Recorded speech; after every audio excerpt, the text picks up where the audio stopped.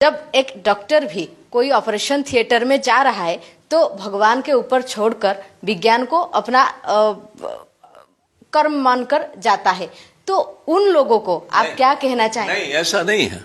America के एक बहुत बड़े कार्डियोलॉजिस्ट थे और उनके पास एक केस आया और उस केस में वो लिखा हुआ है कि हाउ मेडिसिन रिएक्ट, एक किताब है उनकी, वर्ल्ड फेमस किताब।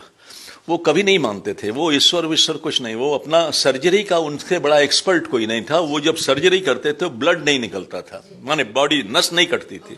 सो फाइन, सो एक्सपर्ट। और उन्होंने जब जिसको देखा उसका उन्होंने बोल दिया, उसके फैमिली को बताया कि 99% is no hope, but I am, since my duty I am going.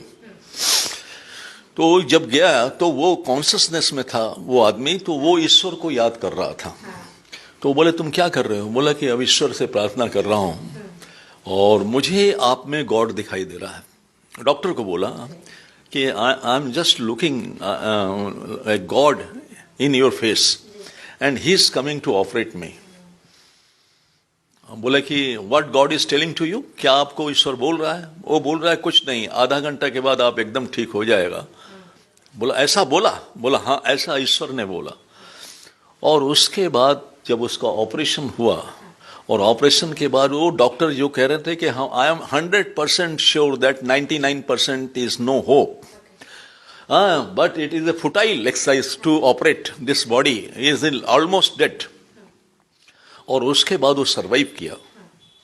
उसके बाद से उस डॉक्टर ने अपने ऑपरेशन थिएटर में गॉड की फोटो लगा दी और डेली जाकर उनको पहले प्रणाम करता था कि मैं जा रहा हूं, आप भी मेरे साथ आइए ऑपरेशन करने के लिए।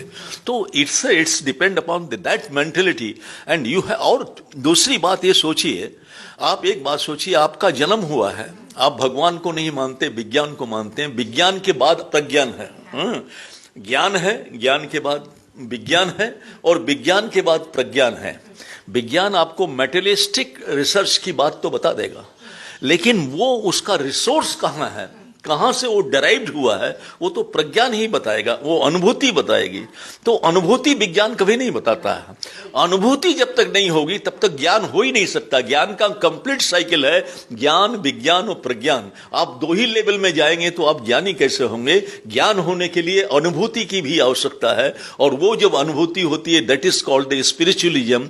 वो कोई पूजा पाठ का बात नहीं है, कोई धर्म का बात नहीं है, कोई किसी देवी देवता की बात नहीं। वो जो स्पिरिचुअलिज्म, जो विश्व की एक शक्ति है, जिस शक्ति से हम डेराइव्ड हो रहे हैं, जिस शक्ति ने हमको बचपन से लेकर आज तक बढ़ने के लिए बताया, जिस शक्ति ने हमारे जन्म होने के पहले हमारे माँ के स्तन में, ब्रेस्ट में दूध की व्यवस्था कर दी, जिस शक्ति ने हमारे लिए पहले से खाने पीने की सारी व्यवस्था कर दी, हम कैसे कैसे जाएंगे, कैसे कैसे करेंगे, उसका सारा देखिए। आप एक बिल्डिंग बनाते हैं, एक बिल्डिंग जब बनाने के पहले आपको उसका मैप बनाना पड़ता है, उसका नक्शा पास कराना पड़ता है म्युनिसिपैलिटी से, तब जाकर आपकी बिल्डिंग बनती है।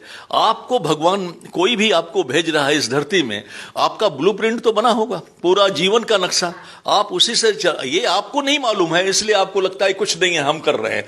हम कुछ नहीं कर रहे हैं, वो सारा जो है वो एक्सटेरेस्ट्रियल फोर्स जो है वो कराता है और उसी से होता है, और दुनिया में कुछ नहीं है, नथिंग।